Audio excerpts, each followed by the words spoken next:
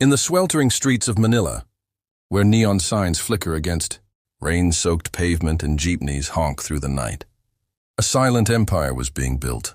It didn't start with guns, blood, or grand casinos. It started with something much smaller, a lottery ticket, a number whispered in secret, a few pesos exchanged in the back alleys of Luzon. Every day in every barangay, collectors walked door to door with nothing but a notepad and a pencil stub. Bets were small, 5 pesos here, 10 pesos there, but by sundown, the money pooled into staggering totals.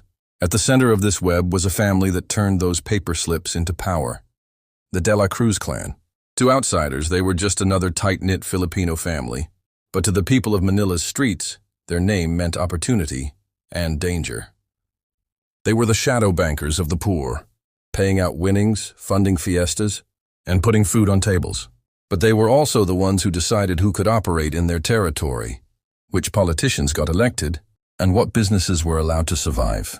The government tried to stop them. Police raided their betting dens. Numbers runners were arrested, and jueting was declared illegal at the highest levels of power. But it was never enough. Within days, the operation would resume, sometimes under a new name, sometimes under the same. The system was too entrenched, too profitable, and too well protected to die. Tonight, we're going inside their story, from their humble beginnings in back alley, lotteries to their rise as casino tycoons and offshore gambling kings. This is not just the tale of a family, it's the story of a parallel government, a shadow empire so rich and so powerful that even politicians bend to their will. Stay with us until the end, because once you hear how the De La Cruz clan turned crime into a dynasty, you'll never look at the Philippines the same way again. The De La Cruz brothers grew up in the narrow alleys of Tondo, Manila. Their father was a failed shopkeeper, their mother a street vendor. Money was always short, and like many young men of their generation, they learned quickly that hustling was a way of life. They began small, collecting bets for an older gambling boss. But they were clever. They noticed inefficiencies in the system. Money going missing, payouts delayed, collectors cheating. Within a year, they broke away and started their own network. They ran it like a business, not a hobby. Runners were organized. Bookkeepers kept meticulous ledgers. And payouts were always on time, which built trust with the community. Soon everyone preferred to bet with the De La Cruz boys. The first bribe came when a police sergeant tried to shut them down. Instead of running, they paid him off. Not once, but regularly. It worked. Suddenly, police raids were scheduled in advance, and their network was safe. That was the moment the brothers realized they could be more than just gamblers. They could be rulers. By the mid-1990s, the De La Cruz network was the largest illegal lottery in Luzon. Every morning, envelopes of cash were quietly delivered to police precincts, mayor's offices, and even provincial governors. Their biggest leap came during election season. Local politicians needed money, campaign rallies, posters, bribes to secure votes. The clan funded them all. In exchange, they got protection at the highest levels. Raids were called off, competitors were harassed, and police chiefs who refused to cooperate were transferred to remote provinces. Soon, the family was invited into backroom deals with senators and cabinet officials. They went from hustlers to kingmakers. Barangay captains openly endorsed them, and entire towns turned into loyal voting blocs. But power invites conflict. Rival syndicates tried to muscle in, leading to a bloody turf war that left bodies in alleys and headlines screaming. The De La Cruz brothers emerged victorious, not just because they had more men, but because they had more politicians on their payroll.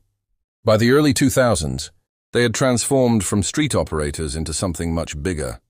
A shadow government.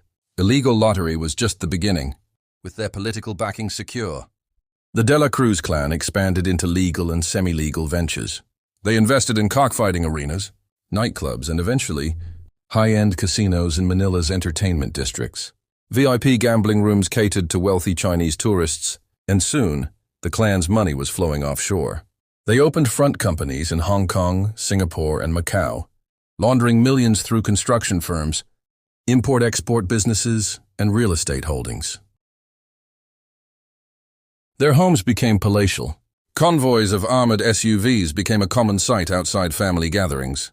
Their children attended elite universities abroad, while the clan patriarch was rumored to host politicians and generals at private parties where business deals were struck over whiskey and poker games. No empire grows this large without blood. Intelligence reports tied the clan to methamphetamine trafficking, using their logistics network to distribute shabu across Luzon. Witnesses who tried to testify often disappeared. Journalists investigating their operations were threatened. Some backed off. Others didn't survive. Police raids occasionally made the evening news, with dramatic footage of cash and gambling slips being seized. But everyone knew the reality. Within a week, operations were back up and running. The network was too valuable to dismantle, and too many people, from local cops to national politicians, had a share in its profits. Today, the De La Cruz clan's empire is quieter, but richer than ever. Their network is digital: online betting platforms, cryptocurrency transactions, offshore accounts. The clan no longer needs to collect paper slips in alleyways. Bets are placed on smartphones, payouts are instant, and profits vanish into encrypted wallets before authorities can trace them. Meanwhile, their charity projects continue: scholarships for students, donations to churches, food drives during Christmas.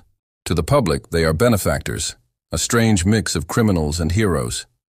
The story of the De La Cruz clan is not just about gambling. It is about power. Power bought with pesos, enforced with fear, and legitimized through politics.